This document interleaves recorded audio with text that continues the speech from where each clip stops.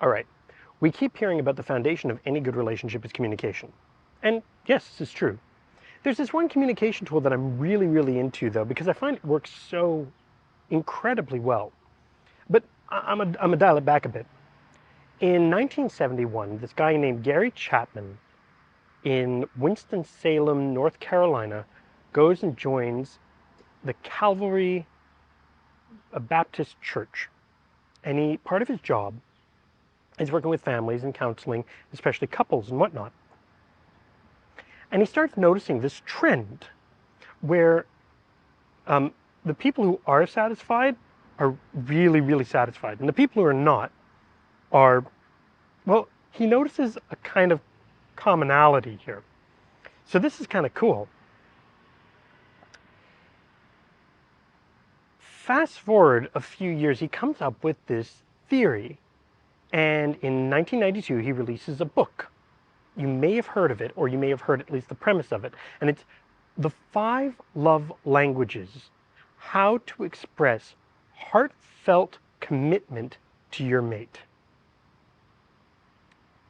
Yeah, it's a mouthful. But what's in the book, and I'm not the only person to talk about this, goodness knows, you'll find a lot on the 5 love languages. But what he found, and he had this great kind of theories. He said there are 5 kind of main love languages. Now there are dialects of them, like there are variations on them, but the 5 love languages are words of affirmation, acts of service, quality time. Gifts are also part of the love languages, as is physical touch. Now, it's important to know that gifts doesn't have to be big, lavish, or extravagant gifts. It could just be something as simple as, hey, I thought of you, and I thought you might like this. Or, um, you know, I know you happen to really like this type of tomato, and I noticed they were on sale. Or, things like that. Physical touch doesn't necessarily just mean sex. So, the running joke is that, oh yeah, well, guys, it's all physical touch. No, it isn't. In my case, it happens to be, but I tend to like more caress, back rubs, that kind of thing. So physical touch is huge.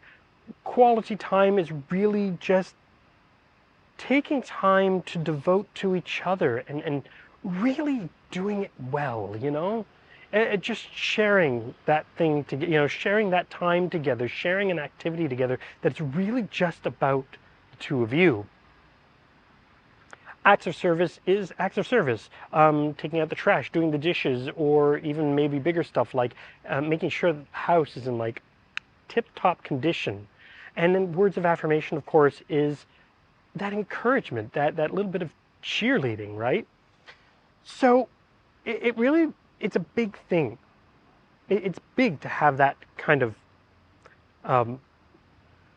but some people don't respond to it as much. Now, I love the way he puts this. You may have seen memes on the internet, like the cuddle meter. Like the battery on the cuddle meter is getting empty, and you have to cuddle to fill it up. Well, that's not far off. He talks about the love tank.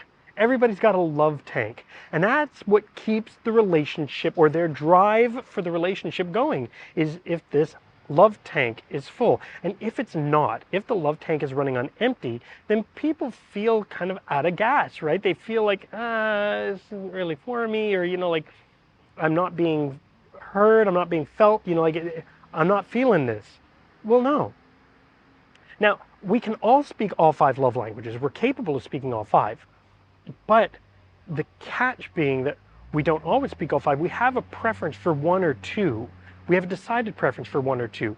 So while we can do all of them, we have a giving language and a receiving language. And we tend to naturally gravitate one way or the other. This could be because of, things we saw when we were growing up, or, how we just kind of naturally want to help out, or, how we tend to be more touchy-feely than, other people. But if your giving language, or if you're giving in the language that your partner receives, that's huge. That fills their love tank.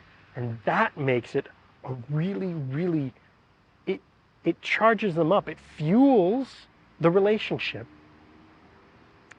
So this is just one tool, right? It simplifies communication, but it really does. Because if you're speaking the right love language, it's amazing how responsive you'll find that, people click in and all of a sudden it's like, oh, I'm being heard. But not just I'm being heard, but I'm being heard in the way that really matters to me. And that's just one tool. There are others. There are tons of others. And if you need others, my name is Richard Strother, and I am the Widower's Wingman. And I invite you to reach out to me at thewidowerswingman.com. There you can book a call with me. It says 45 minutes. Don't worry about the time. If we need more time, we take it. I have to put something for the system, right? So I'd love to hear from you. I'd love to find out how we can help you drive maybe an existing relationship, maybe just a budding one. Maybe you're just trying to get into a relationship and you want to kind of start off on the right foot. This is a great way to start out on the right foot. Thanks for watching this video. Like and subscribe if you want. But more importantly, if you know somebody for whom this would be useful, please do share it. It makes a huge difference. I hope to see you, I look forward to seeing you in the next video, if I don't get to meet you first.